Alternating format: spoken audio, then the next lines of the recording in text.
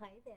This is Jian from Spokane Public Library again, and welcome back to Ask an Emergency Preparedness Expert. In this third installment on fuel, our expert Vern Page talks about fuel for cooking and how to store fuel for future use. Okay, today we are going to talk about cooking in our box, in our home, in our apartment where there is no surfaces coming in. We have no electricity, we have no natural gas coming in. How do we cook our food? Well, simply, we are going to use various resources. If you do have a wood stove, and this is my little wood stove, and I've got hot water on there, and I'm doing some cooking and stuff.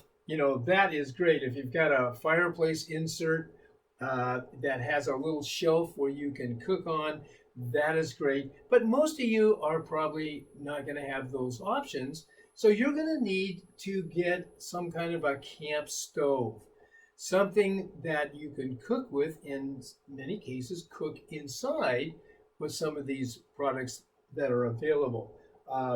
If you're in an apartment, you may want to get just a little single burner propane stove. This is the one that I personally have that I highly recommend this. And I'm sure there are many other products out there that are great and maybe as good. But I have had one of these little Coleman Triton for 10 years, and I've camped with it. I raised my grandkids camping with this little stove. It is easy to light. It is a good, solid product. And so if you're not sure, you consider, this little stove, two burner, and the neat thing is you can actually use this inside. Now, it's not recommended on the label, they're afraid of whatever, but there's a little trick to understanding flame and cooking. And here's the rule of thumb. If it is a blue flame, just plain blue flame, that is clean oxidation of the fuel, that is clean gases being released. In this case, only three things. This is propane now. There's three things. We have heat coming off of this. We have carbon dioxide coming off. That propane molecule is producing CO2 and water. Now that's exactly what we do. We eat sugar. I love sugar. We eat sugar and we oxidize it. We take oxygen in. We produce water. If you breathe out, you can feel the moisture and carbon dioxide into the air of a room. Same thing, and our body is warm. So we produce heat, carbon dioxide, and water, and this stove is doing the same thing. And if it's burning clean, it's blue. That you don't want inside, because now you're producing other things. And it could be some carbon monoxide, and so you never do that. That's going to be out on the patio or in the garage or somewhere else if you're burning with that. I have a carbon monoxide alarm in my kitchen family room, and to warn me if there's a danger. Saving fuel when cooking. In an emergency, if it's an extended emergency for, let's say, weeks and months, you have got to protect what you have, your fuels. And here are some ways of cooking with very little use of fuel, and that is a pressure cooker. Pressure cookers have been around for years and years, and easily you can cook in a fourth the time and a fourth the energy. And don't be afraid of these. A lot of people, they just, for whatever reason, they don't want to cook with these because there's a fear factor. Once you understand how to cook with it, they're perfectly fine and perfectly safe. You don't want an electrical one. If you have no electricity, obviously an electrical one is not an option. And secondly, you can cook with a good thermos, a good a vacuum thermos, and there's some wonderful products out there. Some are kind of expensive, but here's a 2-quart thermos that I purchased. I think it was at Walmart, and it was 20 some dollars. I can cook my chili in that with minimum amount of heat. And here's how you do it. You have, let's say beans. Beans take a long time to normally cook. So I'm going to soak these beans maybe overnight. Next morning, what I'm going to do is I am going to boil the beans and boil some water, and I'm going to put some boiling water inside here to get the metal hot. Then I'm going to dump my not cooked, but boiled beans, and you only have to boil them 3 minutes or so. I'm going to put those in there, give a little space on the top there, and may want to add some more boiling water on top of that. Oh, before you do that, you want to coat the inside of your thermos with oil. That will keep the beans from sticking. I learned that the hard way. So put a little oil on the inside there, seal it down, and then insulate it. Now here's just a down jacket. I mean, that is the best. Just put a down jacket or put some towels or anything you can think of that's going to just hold that heat in, and just let it set through the day. In the evening, open it up and you're ready to go. Now here's a tip I learned the hard way. Do not put salt in there.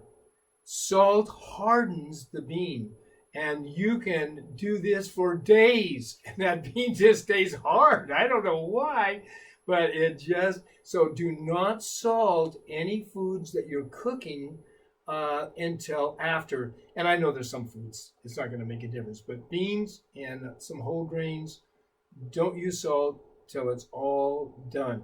Barbecues, a lot of people fall back on barbecues. Different events we've had in Spokane, and people will go cook on their barbecue. Very inefficient. A lot of heat is wasted with this. And if it's cold, man, those do not work well. You will get that flickering flame, and it'll turn yellow on you. It just doesn't work. So don't depend on a barbecue for your cooking. Now, you can make your own. And those of you that are engineers by nature and you like to have fun, and kids love doing this, and teenagers, you can get I think it's 30 bricks.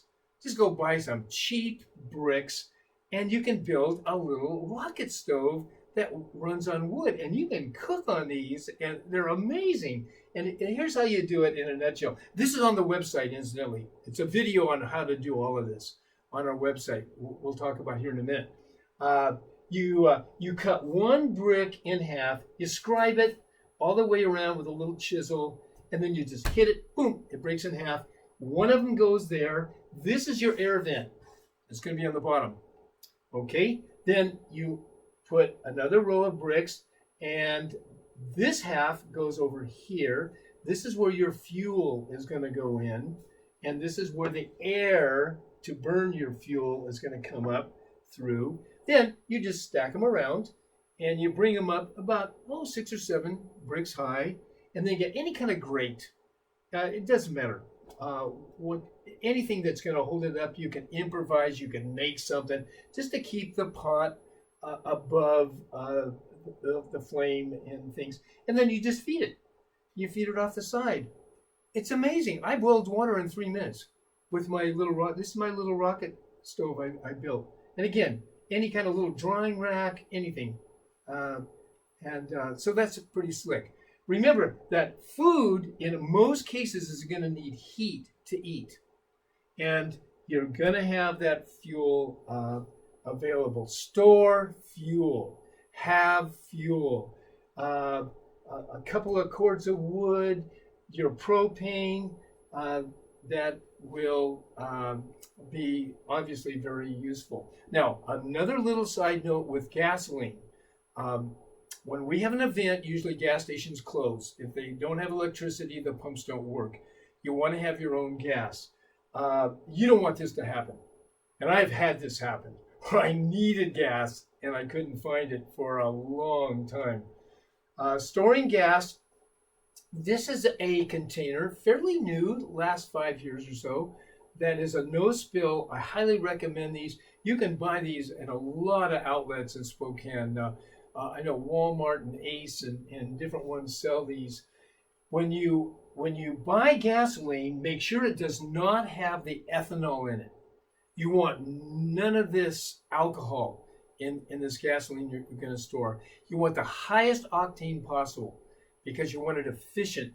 Add some gas stabilizer to it, and there's different products that you can buy that you're going to put in there.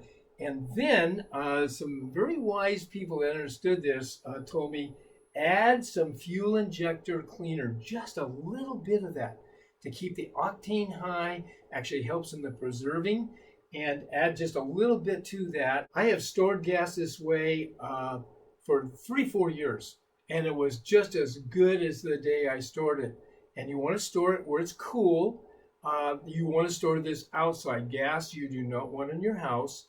You're going to store this outside. On the north side, I have one neighbor that has stored their gas in the ground. They've got a clean little area on the north side. They've kind of covered it and it just stays cool. And I think, and I haven't, I'm testing this now, that I can go 10 years with gasoline. Now, I haven't proven it yet, but I've got one can that I'm checking. And at this point, it's doing fine. There's several gas stations that do have the non-ethanol type gasoline, and they've actually now this gas station, I think they have like a 90 octane in the non-ethanol. Best place to store your gasoline is in your tanks of your vehicles, and I got some stories about that. But I run my gas typically in town. As soon as it hits half, I fill it up. Hits half, fill it up. On a trip, sometimes I'll go down here and then fill it up. But my cars in my garages typically are closer to full than to half. So to summarize, stock your box with a light heat cooking capabilities, batteries, and fuel. To review, the propane camp stoves are excellent. You've got a blue flame, and I put my stove right on my stove. If my stove's not working, I put it just like you use a natural gas or a propane stove. People have those. You're just putting your little camp stove the same place, and you're cooking with it. Pressure cooker and thermoses are some great ways to cook and save fuel. And you can build simply with some bricks. You can build an awesome little stove, very fun for kids. And store gasoline, main your cars, and then in a cool place and such.